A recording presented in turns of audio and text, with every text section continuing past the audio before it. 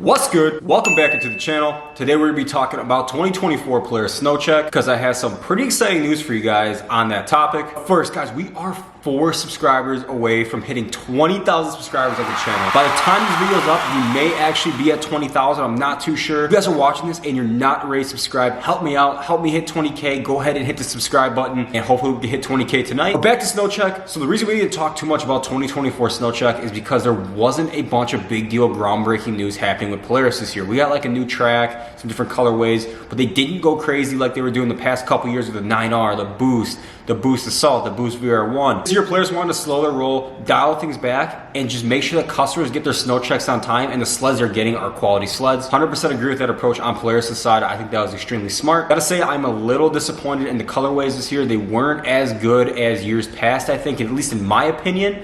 But there was one color scheme that really stuck out to me, and we're gonna go over that in just a second. I know a lot of people were really bummed out because they wanted to see the 9R and the trail sled, and it just didn't happen. But I get where Polaris is coming from. They have had so many delays over the past couple years, and I have experienced it each and every time I've tried to order a sled and everything's fell through. Also, they've been having some quality issues over the last couple years. I'm sure if you guys are in Facebook groups, you would know this. I think it was a really smart approach for Polaris to not really push out new technology, but to focus on what they got, get it right, and get it to the customer on time. Now, real quick, I know I got a lot of questions on why I didn't take my 9R, and I kind of sort of discussed this in the last video. If you did not see it, it'll be linked down below. Go check it out. But I didn't take my 9R because, one, I bought the Summit, and the Summit ended up not being for me, wasn't running right. We talked about this last video. It was not a good purchase, and I ended up trading that in on the Pro RMK I'm on now, which was basically what I sold to buy the 9R, but I ended up buying the Summit with that money. And yeah, it's a confusing mess. But either way, I bought the Summit, it didn't work out. I had to buy a sled in the meantime to hold me over, and I also just moved out, so I pretty much lost a bunch of money selling the Summit to get the Pro, and I just got this new Pro, and if I sold the Pro to get the 9R, I'd lose a bunch more money than I already lost in the Summit.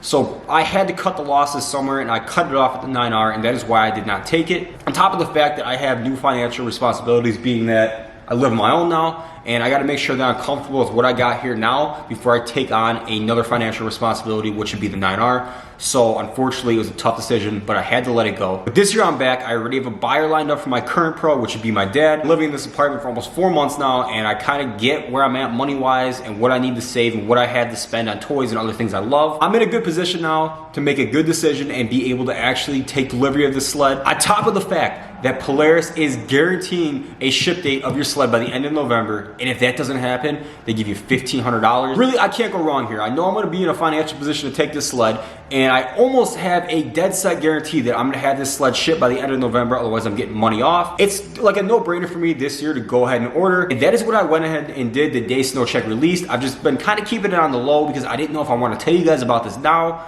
or just pop out in the fall with it or what, but I feel like now's a good time to let you guys know that I did end up getting a Snowcheck. And the reason I am not building my current Pro, I've gotten a lot of questions on this too, is why I haven't done any mods to my Pro. It literally is 100% stock. I put a tether on it. I have no can, no aftermarket parts, no nothing. Is because this sled, from day one when I bought it, I knew it was a temporary sled. I pretty much knew the second I bought it, I'm gonna have to ride it for the season. There's no ifs, ands, or buts about it. I can't get out of this thing, so I'm gonna lose even more money than I've already lost. That is why I've done absolutely nothing to it. The last trip it was on a couple weeks ago will be the last trip I will be riding it. That sled is sold, gone, done, come fall time, and I will be moving on to something new, which will be the Snowcheck cast I'm about to show you guys. So here we are on Polaris' website. We are under the RMK section, the RMK Chaos Slash actually, because that is what I've been trying to buy for the past 3 years. And this year it's actually gonna work out, I can feel it. So here we are, RMK Chaos Slash. Obviously we're running the 9R. Now I actually almost had to change of heart and almost wanted to go with the Boost, being that I was like, you know, 9R is pretty awesome. I've heard great things about it, but the Boost is absolutely wicked. The more I watch on it, the more I read on it, the more I wanted one. But I figured I really don't ride out west. I might go once, twice a year. So why would I get a Boost when the 9R is going to be better at my elevation? So I'm choosing the 9R. And we are gonna go with the 155-275.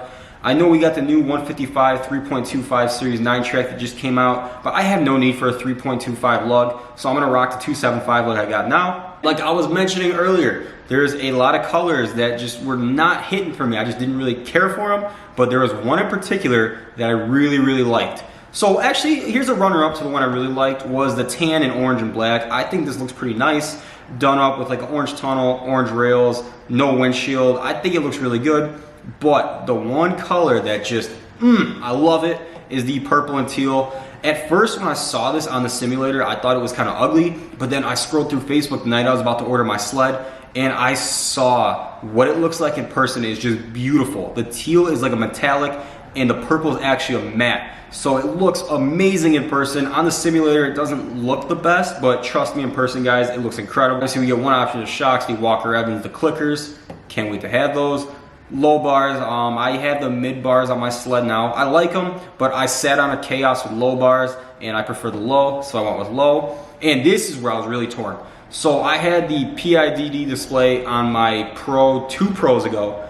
Never used it, not once. I just looked at it for my temp, and that was it. So I was like, dude, I really don't need to spend the extra $1,000 or $1,200 bucks on a 7S, but I was thinking about it more, and I'm like, if I buy this sled, I'm probably gonna keep it for a few years, and I wanna keep some resale value on it. Talked it over with myself. I went with the 7S. Will I use it? I don't know, but I did go with the 7S. And yeah, this is pretty much what my Snowcheck's gonna look like when it ships by the end of November. I'm super stoked to get that sled, and I know I've been trying to buy Snowchecks for 3 years, and I get everyone's hopes up, and I never end up taking it because something comes up, or it comes late, or this or that. But as of now, for the foreseeable future, out till December, I don't see any reason why I should have no reason to not take this sled. But when I had placed my order, and now it's just a waiting game. That is gonna be all I got for you guys in today's video. You guys know the drill. If you guys like today's video, smash a huge thumbs up on today's video. Comment section below, let me know your thoughts on my Snowcheck build, and let me know some aftermarket brands you wanna see on this sled. And guys, we are so close. I just covered this, but we are so close to 20K.